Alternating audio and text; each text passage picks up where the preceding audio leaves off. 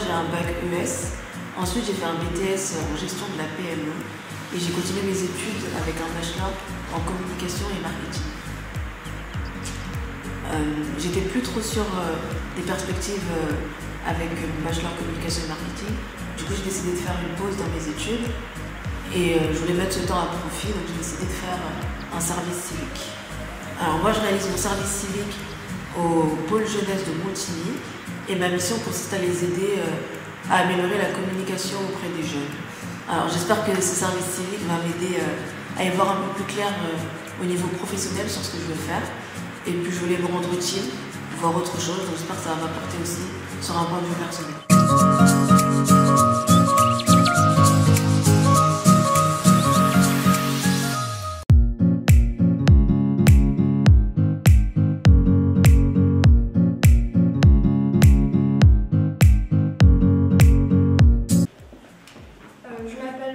J'ai 20 ans et je suis en service civique au bureau information jeunesse de Vélizy. J'ai passé un bac STL au lycée à Versailles, puis j'ai passé un BTS de bioanalyse et contrôle sur Paris. J'ai réalisé cette année un service civique parce que suite au Covid, je n'ai pas eu d'établissement en septembre et j'avais besoin de temps pour réfléchir avant de prendre mon premier emploi. Je réalise ma mission principalement dans la culture et les loisirs des jeunes de la 6e jusqu'à 17 ans, principalement dans l'animation et l'information. Mon service civique m'apporte principalement un réseau, des outils et des informations qui me seront sûrement utiles plus tard.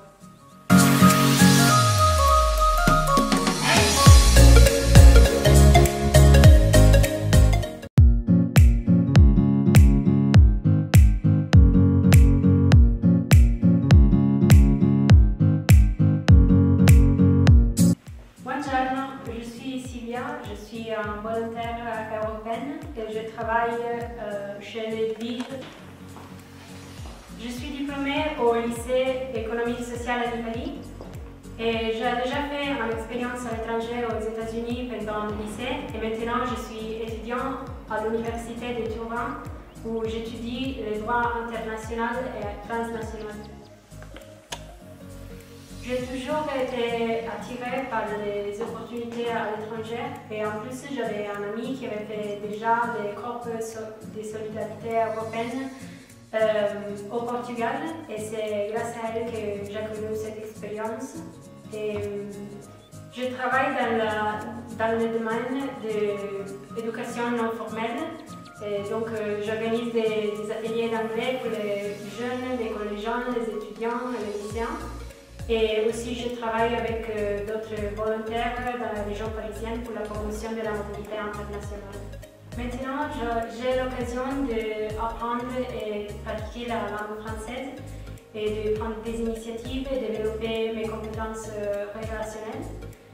Et après ce projet, après mes études, je voudrais continuer mes études dans le domaine de management et coopération internationale. Et je pense qu'il y a une opportunité à l'étranger, une expérience à l'étranger en plus.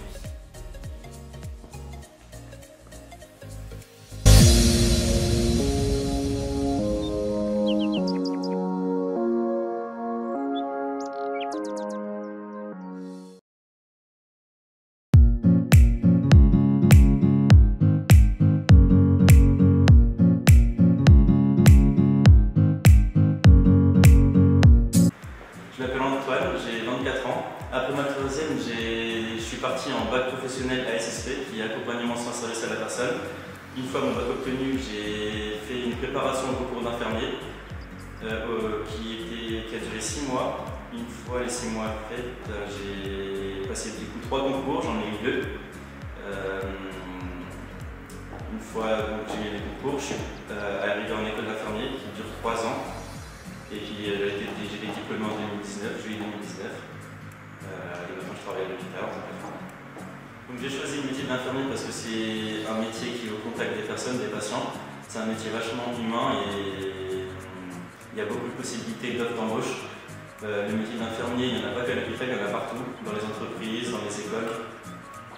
J'ai choisi cette orientation, bon, j'avais déjà une petite petite idée, mais j'ai quand même décidé d'aller au pôle jeunesse pour faire un test d'orientation. Ils m'ont conforté dans mon idée d'aller dans un métier dans le social ou dans le paramédical. J'ai aussi choisi ce métier parce que j'ai de la famille donc, qui est dans le métier, qui est infirmière et du coup qui m'ont accompagné dans les démarches. Même si l'école m'orientait plus vers un métier d'animateur, quelque chose comme ça. J'ai décidé de ne pas les écouter et faire mon parcours comme je le voulais, et puis maintenant j'en suis arrivé, j'ai réussi mes projets. Pour ma part, je ne regrette pas du tout mon choix d'orientation. Mon métier, c'est un métier qui me passionne, que j'aime.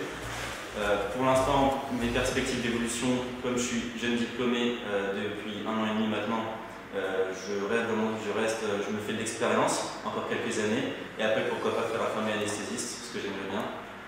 Voilà, mais pour conclure, je ne regrette pas du tout ma formation et ce que j'ai fait pour en arriver là.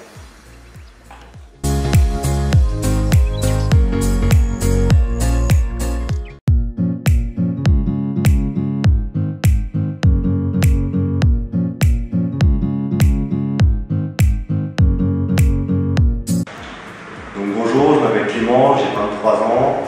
Donc après ma troisième, j'ai fait un baccalauréat S parce qu'on m'a dit que c'était la meilleure voie et donc du coup je voulais forcément aller là-dedans. Suite à ça, j'ai fait STAPS parce que j'ai fait une demi-année parce que je ne savais pas ce que je voulais faire, donc voilà, j'ai choisi un truc et ça a été STAPS. J'ai arrêté au bout de 6 mois, donc après j'ai commencé à bosser, à faire plein de petits travail. Ensuite, je suis passé en BTS informatique pendant 2 ans, où j'ai eu mon BTS, donc système numérique, informatique et réseau.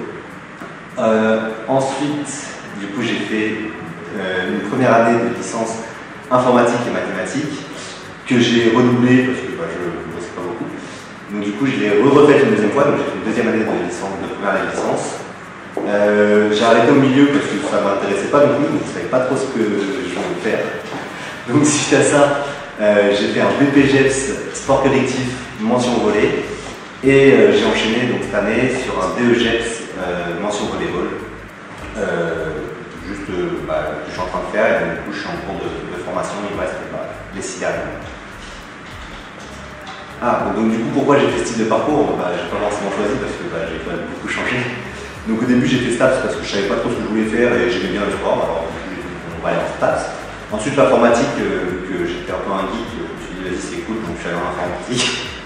Suite à ça, du coup, je me suis remis à comprendre qu'en fait que j'aimais le sport et j'aimais l'animation, donc que je voulais forcément enseigner aux personnes. Donc du coup j'ai fait un BPGEPS, ce qui permet de faire un DEGEPS. Et donc maintenant, mon envie c'est de continuer là-dedans. Qui m'a aidé dans mon projet d'orientation.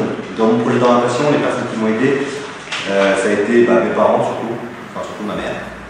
Et ça a été à peu près que ça. Et sinon, ça a été une collègue en fait qui m'a présenté la formation que j'ai faite et que j'ai pu trouver intéressante. Donc ça a été forcément une personne proche de moi. Et l'atout de ma formation, c'est qu'il y a très peu d'entraîneurs de volley qui ont ce diplôme-là, donc qui ont le DEGEPS. Et donc du coup, ça donne une grosse place parmi tous les entraîneurs. Donc l'avantage, c'est vraiment que on peut forcément y aller et c'est assez simple. Enfin, c'est assez simple. C'est compliqué comme formation, mais derrière, on a quand même beaucoup d'ouverture. Par contre, le désavantage, c'est que là, il y a Covid, donc déjà, ça c'est un peu compliqué. Mais outre ça, le désavantage, c'est qu'il faut réussir à rentrer dans un club. Et si on n'est pas dans un club avec un bon niveau, c'est compliqué à rentrer.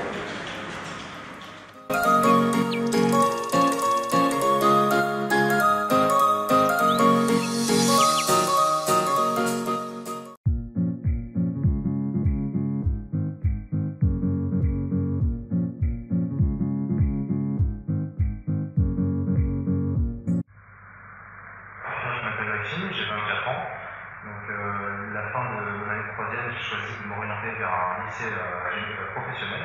Je pouvais aller en général, mais j'ai choisi un bac sécurité prévention, parce que c'était vraiment axé sur ce que je voulais faire. Donc ça m'a permis d'avoir un CAP plus un bac professionnel. J'ai choisi ce type de parcours parce que c'est une envie personnelle. Je savais que je voulais aller dans les métiers de la sécurité. Je ne savais pas vraiment encore quoi, mais plutôt les pompiers ou la police. C'est ce que j'ai choisi. Donc, ceux qui m'ont aidé à choisir, ce sont plutôt mes parents, mes amis et aussi beaucoup mes professeurs du lycée qui m'ont beaucoup aidé. Il faut aussi un peu d'investissement personnel. Ce que ça m'a apporté aujourd'hui, j'ai passé un concours de la fonction publique, donc ça m'assure un emploi, j'ai la sécurité de l'emploi, j'ai un salaire assuré tous les mois et je souhaite passer des formations pour avoir une bonne évolution de carrière par la suite. Voilà.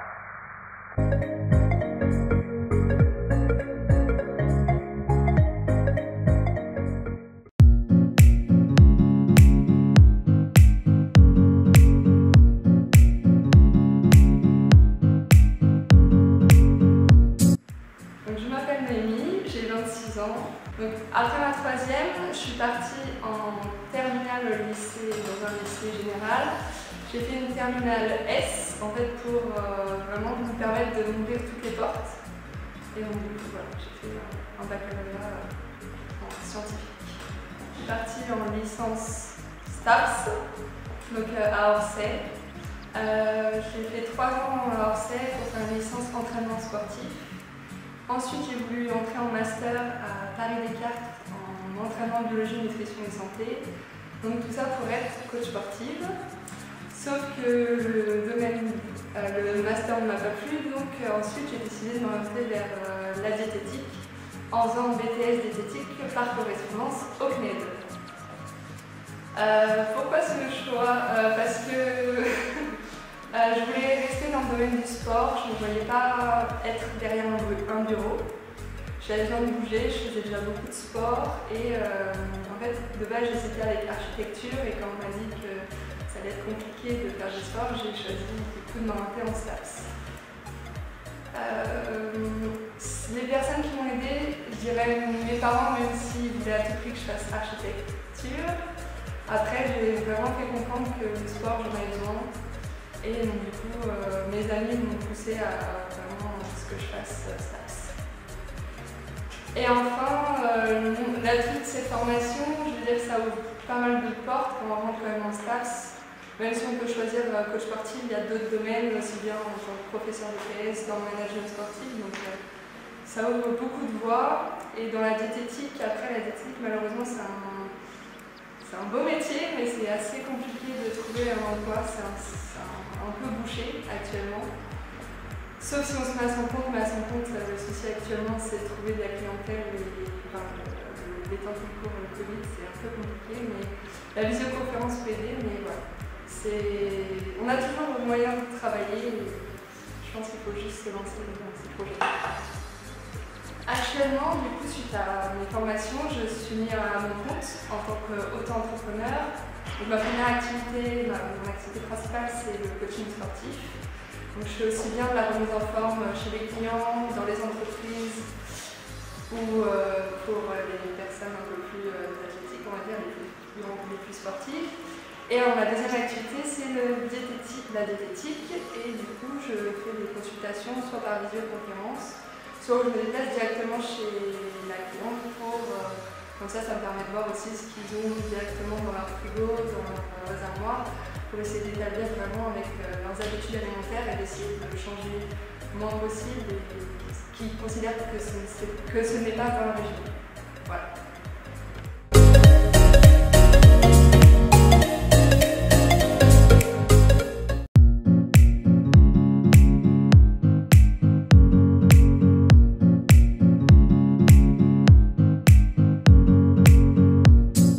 Un bac ES, un bac sciences économiques et sociales, et je suis entré en école de commerce pour un bachelor en 4 ans. Et aujourd'hui, je suis dans un double diplôme, école de commerce, école de communication, au sein de l'EM Lyon et de l'école W. Alors j'ai choisi d'entrer en école de commerce parce que mon objectif c'était d'avoir un parcours à dimension internationale, et c'est ce que m'a permis d'avoir ce parcours en école de commerce, puisque en 3 ans d'études, j'ai fait deux périodes d'échanges à l'étranger au sein d'universités partenaires, à Dublin et en Uruguay. Et j'ai aussi pu faire 2 périodes de stage à l'étranger, dans un hôtel au Panama et dans une agence de tourisme d'aventure au Chili. Le gros atout d'une école de commerce, c'est que c'est une boîte à outils, on apprend plein de choses, plein de compétences, on va avoir un ensemble de matières, on va aussi nous apprendre à monter notre propre projet, et du coup on a aussi un cursus à dimension internationale qui est très valorisé sur le marché du travail. Ce qui m'a vraiment aidé à trouver ma voie, c'est les périodes à l'étranger.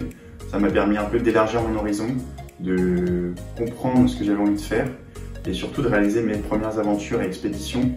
Et ça m'a vraiment aidé à monter mon projet. Et aujourd'hui, j'aimerais vivre de mes aventures ou, à minima, travailler dans le monde du tourisme d'aventure. Et l'école de communication / école de commerce, ce double diplôme, m'aide à communiquer de manière professionnelle sur mes projets. Je pense que quand on est au lycée ou en troisième, on se dit qu'il nous faut une voie toute tracée et on pense déjà à la finalité qui est le travail derrière.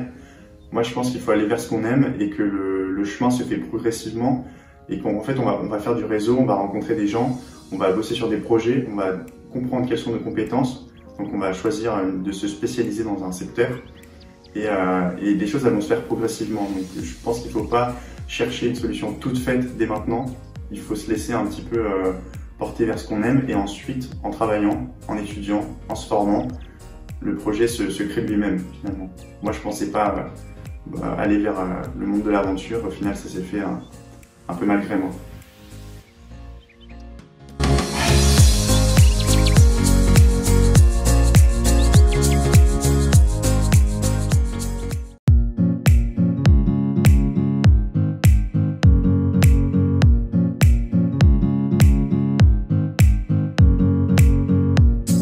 Bonjour, je me présente, je m'appelle Johan, j'ai 21 ans. Après ma troisième, je suis allé en STMG RH. Je suis ensuite allé en fac de sociologie. Par la suite, je suis allé en mise à niveau de service au lycée Hôtellerie-Lyoncourt et j'ai ensuite terminé en BTS Immobilier. J'ai choisi le BTS Immobilier car ça m'apporte aujourd'hui une sécurité d'emploi plus importante que la restauration, surtout avec le Covid en ce moment. Ça me permet aussi de rester en contact avec les clients et d'avoir une perspective d'avenir plus intéressante que la restauration. Le pôle jeunesse, mon directeur de restaurant et mes parents m'ont beaucoup aidé à trouver une nouvelle formation et des organismes qui présentaient cette formation d'immobilier. Et cette formation d'immobilier me permet aujourd'hui d'être plus stable dans ma vie par rapport aux horaires de travail qui correspondent plus à mon style de vie que la restauration. Et je ne regrette pas du tout d'avoir fait ce choix car ça me permet d'avoir une perspective d'avenir plus intéressante.